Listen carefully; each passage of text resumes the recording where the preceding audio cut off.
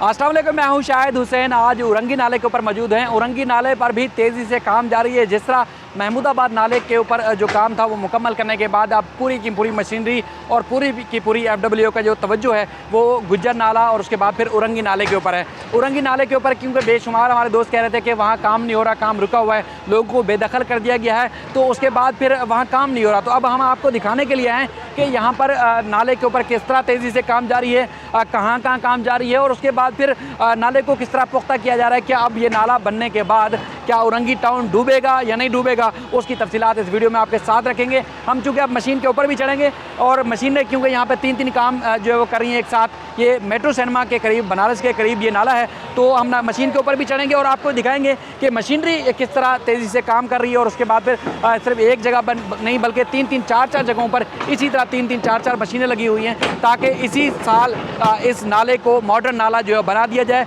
इसके बाद फिर किसी दिन आपको गुज्जर नाले की भी सूरत हाल दिखाएंगे, तो आपको अंदाज़ा होगा कि हमारे जो चीफ जस्टिस पाकिस्तान उस वक्त अब रिटायर हो चुके हैं, जैसे गुलजार अहमद, जिन्होंने जो भरपूर ऑर्डर दिए, उसके बाद उनकी ऑर्डर की तकमील के ऊपर ये सारे तरक्याती काम जारी हैं। अब हमारे साथ रहेगा। इस वक्त हम क्रेन के ऊपर चढ़े हुए हैं और उरंगी नाला आपको दिखाने की कोशिश कर रहे हैं कि उरंगी नाले के ऊपर मशीनरी इस वक्त भी तेज़ी से काम कर रही है और बहुत ज़्यादा तेज़ी से काम हो रहा है। यानी कि एक मकाम पर तीन मशीनें जो है वो काम कर रही हैं, जो कि ना सिर्फ कंक्रीट की पक्की और पुख्ता दीवारें बना रही हैं, बल्कि ये दीवारें जो है वो उनके साथ साथ पहले बड़े बड़े पत्थर, पहाड़ों के जो पत्थर हैं उनको बीच में पुख्ता जो उनकी बुनियादी बनाने के बाद जो है ये जो है वो बाकायदा तौर पर उनकी दीवारों को फिर बनाया जाता है। लोहे के साथ सीमेंट और बिजली के साथ जो है वो बाकायदा तौर पर ये काम किया जा रहा है। बहरहाल ये आपको दिखाने के लिए हमने कोशिश की कि इतनी जद्दोजहद और इतनी जस्तजू के साथ कि आपको दिखाएं कि आपको लगे कि कितना एक तो मुश्किल तरीन काम है, दूसरा ये है कि ये काम किस तरह किस हद तक कितनी तेज़ी से ये हो रहा है। बाकी तफसीलात भी आपको बताते हैं। काम भी हो गया, जो ऑपरेशन किया गया था, घरों को मसमार किया गया था, उसके बाद फिर काम मज़ीद जारी है। और यहाँ पर चूँकि बेशुमार जो लोग थे वो बेदखल हो गए थे, जिनके घर तोड़ दिए गए थे, कई लोग जो है वो दरबदर हैं आज भी। हम कोशिश कर रहे हैं कि अब लोगों को तो उनकी आवाज़ के वो कितना चाहिए। दूसरा ये है कि जहाँ नाले की जब खुदाई हो रही है उसके बाद अब काम कब कंप्लीट होगा, कब होगा, लेकिन जो कनेक्टेड इलाके थे उनके आपस में राब्ते मुनक़ता हो रहे हैं, जिसकी वजह से इलाका मकीनों में मज़ीद परेशानी इलाका हो गई है। असां भी आपका बहुत शुक्रिया, आपने टाइम दिया। ये अब तो मज़ीद परेशानी पहले थी कि लोग यहाँ से काफ़ी बेदखल हो गए, अब मज़ीद लोगों की परेशानी बढ़ रही है। देखें, परेशानियाँ दिन ब दिन बढ़ती ही जा रही हैं। आमतौर पे देखा जाए तो बेसिकली ये कहा गया है कि डेवलपमेंट के काम हो रहे हैं। अब वो चीज़ें उजागर हो चुकी, जिस तरीके से वफाक जो है रोड बनाने जा रही है गुज्जर और औरंगी नाले के ऊपर, तो ये देखा ये जाए कि लोगों के लीज़ मकानात के ऊपर आपने तोड़ के जो रोड बनाने का जो काम डेवलपमेंट आप कह रहे हैं, तो लोगों की लाशों के ऊपर और लोगों के घर तोड़ के आप डेवलपमेंट नहीं कर सकते। सेकेंड ऑफ के आपकी नज़र में पीछे आ रहा होगा कि आमतौर पे अभी कंस्ट्रक्शन का काम जारी है। तकरीबन 30 फीट वाइड नाला है, तो 23 फुट वाइड नाला है यहाँ पर, जो कि आमतौर पे 30 फीट नाला यहाँ पर मौजूद है।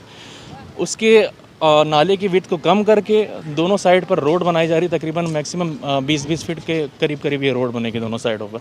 और इसके अलावा दो चीज़ें और आपकी नज़र में मैं बताते चलूँ कि आमतौर पे हुआ ये कि अभी डेवलपमेंट स्टार्ट हुई है और आपके सामने जो ये गुजरगाह है, जो आपको पीछे ब्रिज नज़र आ रहा होगा, इसको डिमोलिश करके इनके जो भी मामला है सरिया वगैरह निकाल कर वो बेचा जा रहा है, जो कि आमतौर पर ये भी बहुत अजीब से ही मनगढ़ंत कहानी एक नज़र आ रही है कि इन्होंने करना क्या है, हो क्या रहा आमतौर पर। तो देखें, ये प्रोजेक्ट तो बहुत अच्छा है, पर सही मानों में ये प्रोजेक्ट रोड का प्रोजेक्ट है, जो हमें समझना होगा इन चीज़ों को। और दूसरी अहम ये बात, जिस तरह आज सूबाई काबीना ने ऑपरेटिव के लिए तो मुतासरीन के लिए इस तरीके से हमारे डिसीजन आई हुई है सुप्रीम कोर्ट के अंदर, तो डिसीजन को बिल्कुल अभी तक वैसे डिसीजन की हद तक महदूद कर दिया गया है। अभी तक 2 साल के जो प्रोजेक्ट में इन्होंने मकानात देने वो अभी तक नहीं दिए हैं, या उनका अभी तक कोई पेशरफ नहीं हुई। इस हवाले से अनाउंसमेंट अभी तक सिंध गवर्नमेंट की तरफ से नहीं आई है। 1 साल गुजरने के बावजूद अभी तक दूसरा चेक या पहले चेक के ऊपर भी बहुत सारी चीज़ें हैं, वो भी अभी तक नहीं बताई गई हैं। क्या आदिल शेख ने कहा था कि हमने वफाक ने तकरीबन 79 करोड़ पे रिलीज़ कर दी चेक के मद में, पर अभी तक वो दूसरा चेक अभी तक अप्रूवल भी नहीं हो सका, ना ही दूसरा चेक आ सका। तो मेरी ये गुजारिश है कि अब जो भी काम यहाँ पर चल रहा है उसको जल्द से जल्द किया जाए। देखें, सबसे मेन यहाँ पर मसला क्या आ रहा है कि ये जो खुदाई कर रहे हैं, साइड की आबादियों में लैंड स्लाइडिंग का बहुत ख़तरा है। आमतौर पे आपकी नज़रों से अभी गुजरे, कभी कैमरा मैन अगर आपको दिखाते हैं तो ये लैंड स्लाइडिंग का मसला है, और अभी रिहाइश के लिए मुतबादिल का भी इन्होंने अभी तक इंतज़ाम नहीं किया। तो हमारी ये गुजारिश है कि सिंध गवर्नमेंट तरजीही बुनियाद पर जो 2 साल का कहा है उसको अनाउंसमेंट करके, ताकि लोगों के जो भी तासुरात हैं कम से कम अच्छे हों कि इन्होंने अनाउंसमेंट किए। अभी तक वो सिर्फ़ और सिर्फ डॉक्यूमेंट्स की सूरत में रह गया है। स्कीम 45 63 टाउन में जो नाला मुतासरीन हैं उनको मुख्तलिफ सेक्टर्स में, यानी कि सेक्टर 16, 61 और 87 में जो है वो जगह दी जाएगी। इनको 80-60 गज़ के ऊपर 2-2 कमरों के घर बना के दिए जाएंगे। अब कौन से नाला मुतासरीन को किस सेक्टर में जगह मिलेगी ये फ़िलहाल नहीं बताया गया, लेकिन 9 अरब रुपए मुख्तस किए गए थे। अब मज़ीद नालों के ऊपर तेज़ी से काम जारी है, उसकी सूरत हाल भी आपको दिखाते हैं। अच्छा, बेशुमार मुतासरीन ऐसे हैं, आज भी हम देख रहे हैं कि किसी ने जो पर्दे लगाए हुए हैं, किसी की आधी छत और आधी दीवार बची हुई है, तब भी वो वहाँ पर रिहाइश पजीर है। आपका घर भी इस नाले में जद में आके टूट गया है, तो अब कहाँ रह रहे हैं? क्या हुकूमत ने मुतबादिल के तौर पर कुछ दिया? भाई हुकूमत ने तो बहुत सारे वादे किए थे, तो अब तक किसी वादे पे हुकूमत ने उतरा नहीं है। उन्होंने कहा था कि भाई हर 3 महीने के बाद आपको रेंट के मद पे चेक दिया जाएगा, तो तकरीबन साल होने को है, पहला चेक देने के बाद दूसरा चेक का कोई रिस्पांस नहीं मिला। उन्होंने कहा कि नेमुल बदल जगह दिया जाएगा आपको, जगह के हवाले से भी अब तक भी कंफर्म नहीं हुआ कहाँ जगह दिया जाएगा, कितना जगह दिया जाएगा, तो इसके बारे में अभी तक कोई वो हम लोगों को रिस्पांस नहीं मिला अभी तक। तो भाई हुकूमत से ये इल्तिजा की जाती है कि जो आपने वादे किए हैं उस पर पूरे के पूरे उतरें और दिखावा के लिए कोई काम ना करें। ठीक है। आपका भी औरंगी टाउन नाले के ऊपर घर था, मसमार हो चुका है, क्या सूरत हाल है इस वक्त? मैं मकसद मेरे पास तो नौकरी भी नहीं, ना किराए का मकान देने के पैसे भी नहीं है। अब मेरे पास बेरोज़गार हूँ, तो गवर्नमेंट तो अपने जो कर रहे हैं अपने मफाद के कर रहे हैं, आवाम के मफाद के हिसाब से तो मेरे नज़र नहीं आ रहा है। ना मुझे पहला भी चेक नहीं दिया, ना दूसरा चेक दिया जा रहा है। अभी तक मैं 4 बच्चे का बाप हूँ, मैं किस तरीके से अपना घर चलाऊँ, कैसे कैसे करके चलाऊँ? मैं क्या भीख मांगूँ या छिनताई करूँ या चोरी करूँ, क्या मनसात फरोज करूँ, क्या काला पीला करूँ, मैं क्या करूँ? गवर्नमेंट तो कुछ ना कुछ तो आवाम के लिए तो सहूलत सोचे ना, क्योंकि बेरोज़गारी ज़्यादा है, असरिया यहाँ बेचा जा रहा है। गवर्नमेंट किस तरीके से अपने समझ में आ रही नहीं है, अपना मफाद देख रहे, सिर्फ पैदागिरी बनाए हुए गवर्नमेंट ने अपने। ठीक जी थैंक यू। अच्छा, ये पुल के बारे में बताइएगा कि अब ये इलाके हैं, क्या आपस में उनके राब्ते ख़त्म हो जाएंगे? देखें, अभी नाले का काम तो इन्होंने कंप्लीट नहीं किया है। जो दीवारी करनी थी या नाले को वो तैयार करके उसके बाद पुल को एक दूसरे का राब्ता है यहाँ से मुनक़ता हो जाएगा, लोगों को परेशानी बढ़ जाएगी। अभी तक वो रोड नाले का कोई काम नहीं हुआ है। मज़ीद ये लोग अपने चक्करों में ये पुल तोड़ के ये सरिया निकाल लें और ये सरिया बेचेंगे, ये क्या करेंगे, लेकिन अभी तक कोई आप देखें कि यहाँ पर कोई काम नहीं हुआ है नाले के हिसाब से।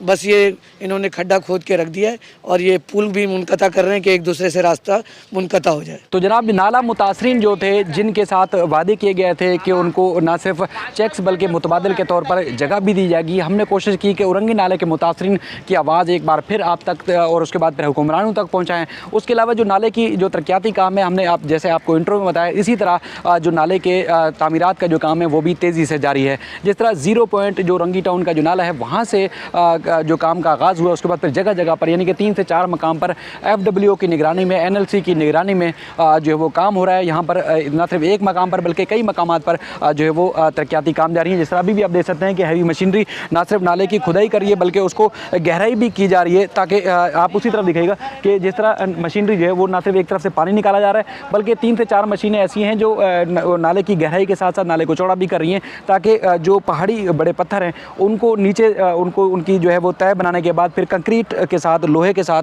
और सरिये के साथ इसको जो है वो दीवारें पुख्ता की जाएंगी। यानी कि ये महमूदाबाद नाले की तरह या उसकी तर्ज का एक जिस तरह मॉडर्न नाला है उसको उसी तरह की शक्ल दी जा रही है। इसी तरह औरंगी टाउन के नाले को ये जिस तरह 0 पॉइंट जो इस्लाम चौक से आगे का जो इलाका है वहाँ से जिस तरह इस नाले की, औरंगी टाउन नाले की जो चौड़ाई है वो 20 फुट और उसके बाद फिर जैसे जैसे किलोमीटर का इजाफा होता जाता है उसी तरह इस नाले की चौड़ाई में भी इजाफा होता गया है। और उसके बाद फिर बताया गया है कि जब ये इख्तिताम होगा इस नाले का लियारी नदी के अंदर जाके, तो उस वक्त 60 से 80 फुट चौड़ाई होगी नाले की और उसके बाद दोनों अतराफ में 20 फुट जो है वो रोड तामीर किया जाएगा, ताकि ना सिर्फ नाला साफ़ रहे बल्कि लोगों की जो आने जाने की जो मुश्किलात है या उसके बाद ये सड़कों पर जिस तरह परेशानी होती, तो उसके बाद नाले की सफाई के साथ साथ यहाँ पर जो एक मुकम्मल तौर पर ट्रैक के लिए भी इस रोड को जो है वो इस्तेमाल किया जा सकेगा। अब ज़ाहिर है जिनके घर टूट गए उनकी परेशानी अब भी अपनी जगह पर, कई ऐसे मुतासरीन हैं जिनके ऊपर ना छत है और ना ही उनकी दीवारें बची हैं और और कहीं एक दीवार किसी की 2 दीवारें बची हुई हैं, लेकिन लोगों के पास रहने की जगह नहीं है, लोग वहाँ पर जो है वो रिहाइश पजीर हैं।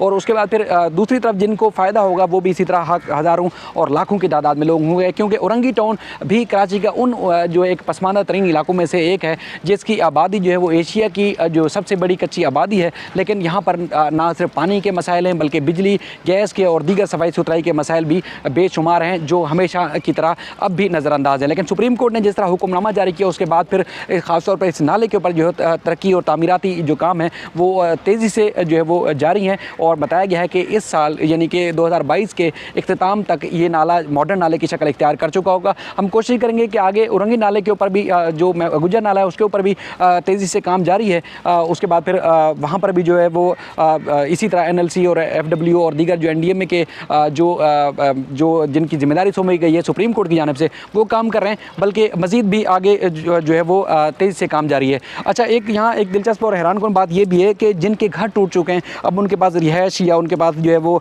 समझ लें कोई कारोबार का कोई बंदोबस्त नहीं था, तो यहाँ पे एक मज़दूर ऐसे भी हैं जो यहाँ काम कर रहे हैं। आप ज़रा ऊपर आ जाइएगा ताकि आपकी हम आवाज़ भी पहुँचाएँ। आप आपका घर टूट चुका है बताया गया, तो आप यहाँ मजदूरी करते हैं? जी सर, घर टूट गया, मजदूरी कर रहा हूँ, 700 रुपये मिलती है मुझे रोज़ाने की। अच्छा। और ये कह रहे थे कि भाई पैसे भी मिलेंगे और 6 महीने की किराए की सूरत में पैसे मिलेंगे। एक दफ़ा इन्होंने चेक दिया, उसके बाद तकरीबन ये 9 महीने हो गए, कोई चेक नहीं और कोई कुछ नहीं। किराए के कहाँ पर था? मेरा घर इसके थोड़े से आगे ये 2500 पे 2500 ID पे हमारा घर है। अच्छा, हाँ, ID नंबर मिला? ID नंबर भी मिला है, सब कुछ मिला था। दोबारा फिर कह रहे थे कि चेक मिलेगी, तो वो चेक भी हमने जमा कराया जाके दोबारा, तो फिर कोई सुनवाई नहीं, कोई कुछ भी नहीं हुआ, ना कोई आता है ना कुछ। बस क्या करे, किराया देना, इस वजह से मजदूरी कर रहे हैं। अच्छा, उसके बाद अब घर का मतलब बिल्कुल ख़त्म हो गया? बिल्कुल ख़त्म, समझ लिए कि वो 100 में से 76% चले गया है। अब 24% के अंदर एक कमरा आधा बचा, उसमें ही है हम लोग। ठीक है। उसी में और उसी में गुजर बसर कर रहे हैं, 5 बच्चे भी और इसमें होते ही नहीं है। ठीक है। और फिर ऊपर से किराए पे भी नहीं जा सकते, पैसे नहीं है। अब 700 रुपये में हम खाएंगे या उसके किराए देंगे? तो मतलब अब फिलहाल यहीं पे जहाँ घर टूटा उसी जगह पर आप मजदूरी करके आप गुजारा चला रहे हैं? जी, उसी जगह पे गुजारा कर रहा हूँ, क्योंकि आगे और जाऊँगा तो क्या करूँगा, फिर घर का देखभाल कौन करेगा? किराए पे जा नहीं सकते हम, किराए के पैसे नहीं है। पहले गए थे किराए पे, वो जितने पैसे मिले तो किराए में चले गए, उसके बाद और पैसे नहीं जो किराए पे जाए हम। बस इसी तरह से गुजर बसर। और आप देखो, क्या पता हुक्मरानों को शायद होश आ जाए, शायद इनका ज़मीर जाग जाए, इनकी गैरत कहीं पे भी जाग जाए, शायद ये हमारा सुन ले। भाई ये नहीं सुनेंगे तो फिर अल्लाह ही है ऊपर। ठीक है, फिर यही होगा, हम लोग आखिर में जो नाले के ऊपर सारे खड़े हो जाएंगे और काम रोक देंगे भाई। जितने मुतासिरीन है फिर यही होगा, नदी के ऊपर खड़े होकर काम रोक देंगे भाई।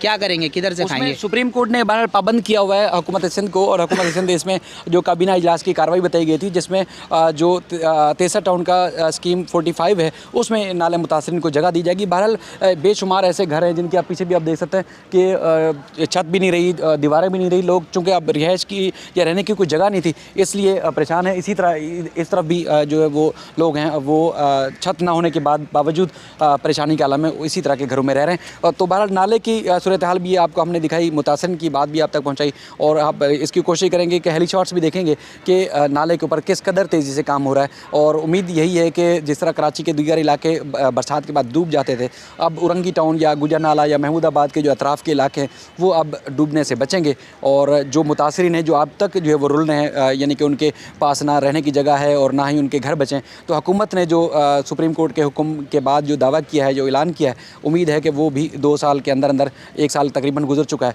वो भी अपने ऐलान के मुताबिक जो है काम करेगी। तो ज़ाहिर है वो शहर ही बदलेगा और फिर जिस तरह लोग रोल रहे हैं तो उनको रहने की सही जगह भी मैसर आएगी।